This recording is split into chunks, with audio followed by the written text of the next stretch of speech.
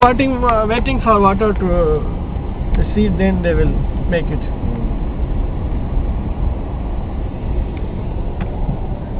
Deliberately they were waiting for them.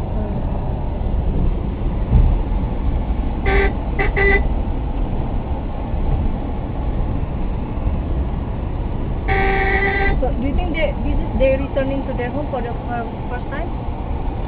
These IDPs? Some are returning first time, some are coming here and having looked to their homes, then they will go and bring families, and somebody is coming back to buy something from here.